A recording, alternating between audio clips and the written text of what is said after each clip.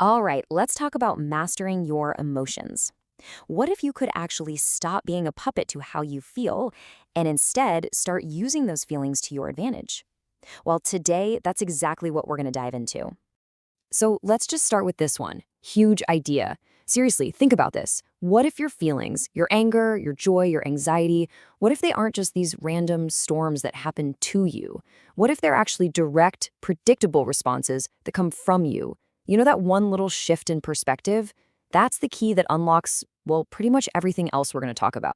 So for this deep dive, we're unpacking the incredible insights from Thibaut Meurisse's work. His whole argument is, when you think about it, both simple and totally profound.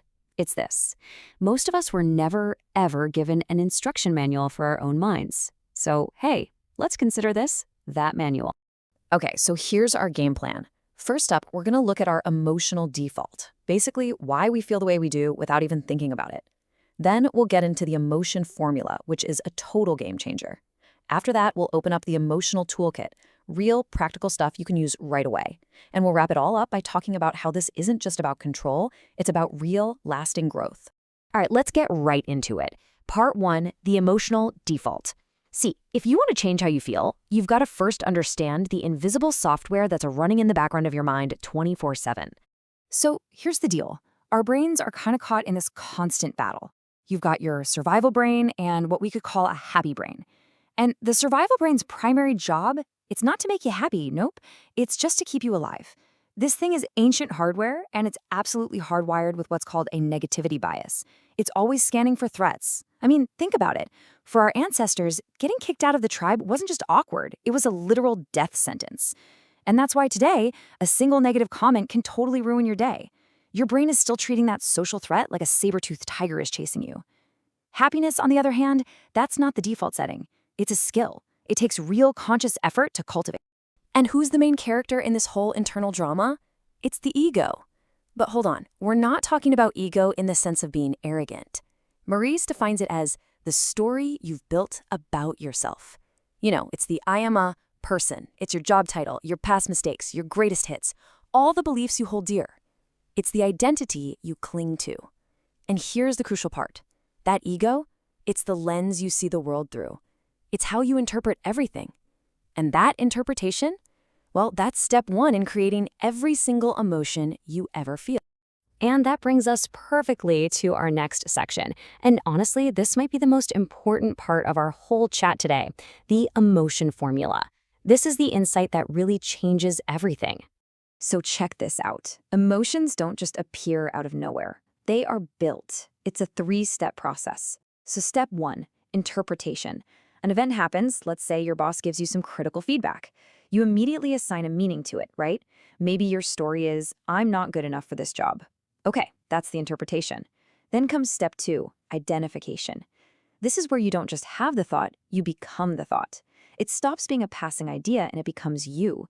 It's not I had a thought that I'm not good enough, it's I am not good enough. See the difference? And finally, step 3, repetition.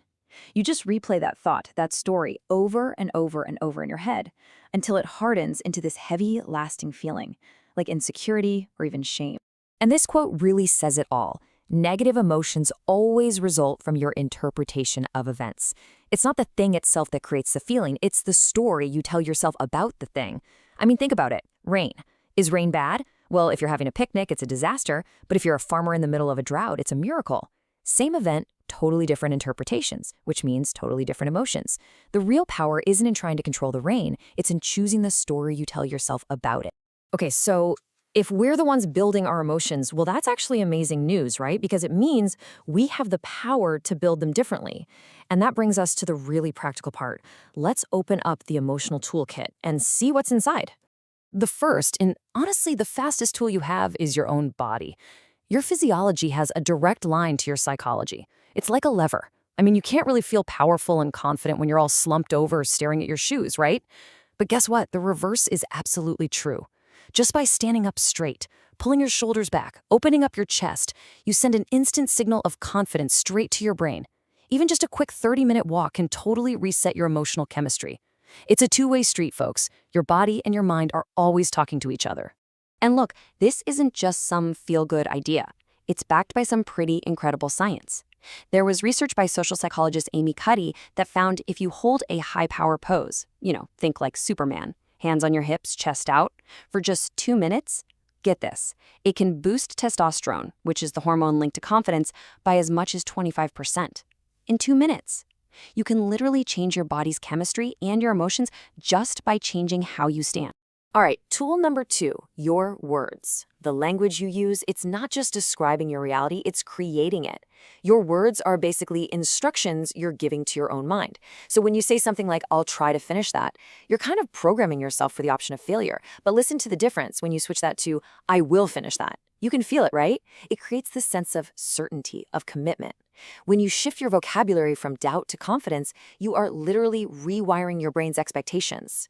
And your emotions, they have no choice but to follow. But look, using these tools isn't just about putting out fires or managing a bad mood here and there. That's just level 1. The ultimate payoff, the real goal here, is to learn how to transform those difficult emotions into actual fuel for your own personal growth. And this is maybe the biggest mental flip of all. Your so-called negative emotions, they are not the enemy. They're not something to be crushed or defeated. Think of them as messengers. They're like an internal GPS. It's just like physical pain, right? If you touch a hot stove, the pain is a very clear signal. Pull your hand back. Emotional pain is exactly the same. That feeling of anxiety, it's a signal that you're trying to control a future you can't. That pang of jealousy, it's a signal pointing you directly to an insecurity that needs your attention. These feelings aren't there to punish you. They're actually there to guide you. And this is the idea that really pulls it all together. You don't master life by trying to control every little thing that happens. That's impossible. You master it by mastering yourself. True freedom isn't found in some perfect life where nothing ever goes wrong. It's found in building up the internal strength to handle your own interpretations, your own responses, no matter what the world throws at you. That's real mastery. It's not about controlling the world out there. It's about mastering the world in here. So I'll leave you with this question. And listen, this isn't about blame, not at all. It's about empowerment. This is the starting line. Once you recognize that you're the one who interprets, you're the one who identifies, and you're the one who repeats the story, well, that's the moment you realize you have the power to choose a different one. So just take a second. What's one emotion you're going to take responsibility for starting today?